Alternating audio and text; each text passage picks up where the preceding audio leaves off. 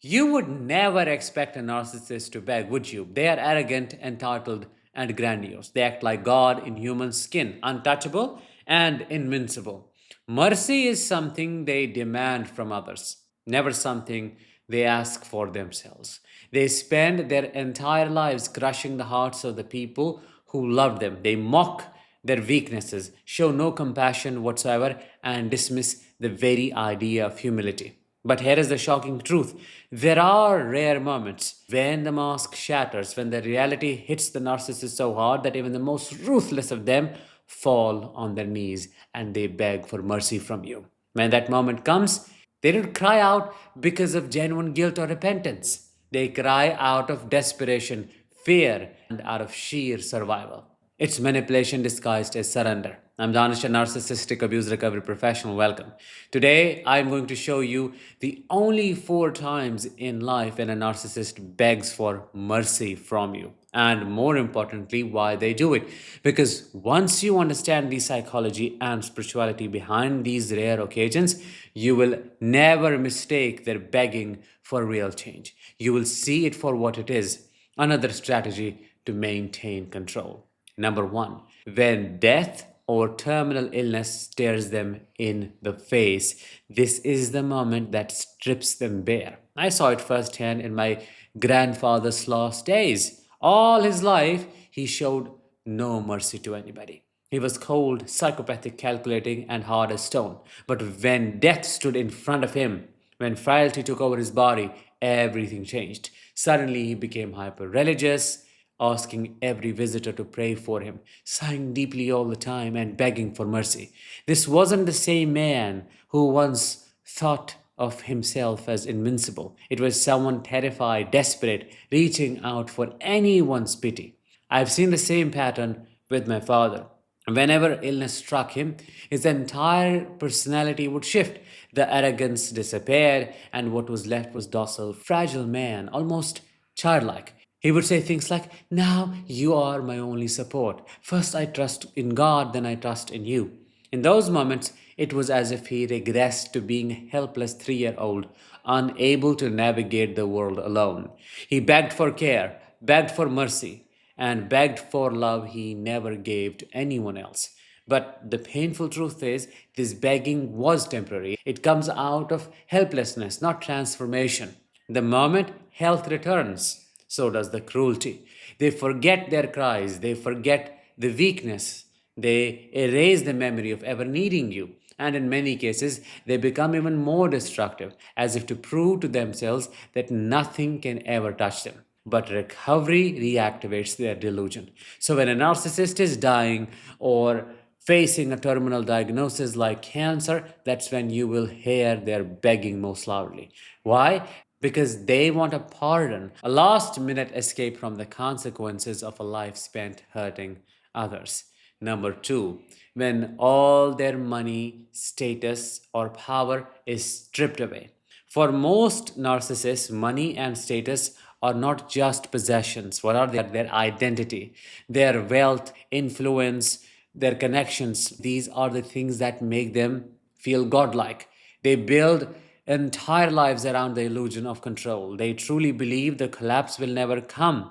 But life has a way of humbling even the proudest, as you know. A business failure, a market crash, an illness that drains their resources, suddenly the very foundation of their identity is ripped away. I have seen narcissists who once treated everyone like dirt, crawling back to the very people they discarded. They beg for mercy, not because they love you. They do it because you represent stability. You are the safety net, the person they hope will rebuild what they lost. This is where their victim complex shows up strongest. They will tell you stories of betrayal, of being wronged, and of life being unfair to them. They will cry real tears from the horror of losing their empire. They'll say, "Take me back, I'll change, I'll do better, save me." But don't be fooled. What they are begging for is not your love, it is your utility. They see you as the key to restoring their status. Think of it as karmic punishment, if you will. Sometimes life allows them to fly higher than ever, only to let them crash harder than anyone else. That drop, that collapse, is where you will see them begging. But it is not repentance, I'm saying again, it is survival. Number three, when they are publicly exposed and humiliated with no way back. This is the rarest moment of all. Most narcissists spend their lives carefully maintaining their image. They hide their cruelty behind charm, behind charisma, but sometimes the truth comes out in such a way that there is no escape. When receipts are shown, when evidence spreads, when friends and family see through the mask, that is when you will witness a narcissist begging like never before. I know of a case where a narcissistic husband was living a double life, cheating, having multiple affairs. At home, he treated his wife like garbage. He played with her emotions like a football. But when she exposed him publicly, showing everyone the truth, what happened? He completely collapsed. The same man who once mocked her now fell to his knees, offering money, promising silence, and begging her not to say more. He didn't care about her pain, he only cared about his reputation. He begged for mercy, not to save the relationship, but to protect his image. Public humiliation is their worst nightmare. They can endure losing love, but they cannot endure losing face. Exposure kills their false self, and in that death, they beg for mercy. Mercy from you, the one holding the key to their image, the one holding the evidence. Number four, when they are abandoned and left in total loneliness. Narcissists live off supply. You know that attention, admiration, fear, love, even hate. Any response keeps them alive. It's needed. They're a predator, parasite. But when everyone abandons them, when there is no one left to feed their ego, that is when the begging starts.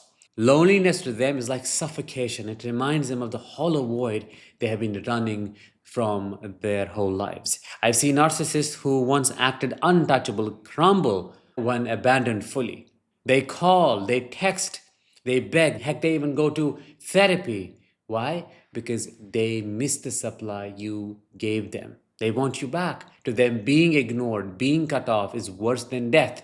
So they beg. They say, please don't leave me. I'll never hurt you again. I'll do whatever it takes to change. I cannot live without you. But remember, it is not love speaking. It is the desperate hunger of a predator left starving. And once someone takes them back, the cycle restarts. The begging turns into blaming. The weakness turns into extreme aggression, worse than before. That loneliness driven mercy plea is just another tactic to pull you back into the web. So these are the only four times a narcissist begs for mercy from you. Have you seen them begging? Have they come begging to you in any other stance? Let me know in the comments below. With that, let's bring this episode to an end. Thank you so much for listening. I will talk to you soon. Until then, let the healing begin and continue.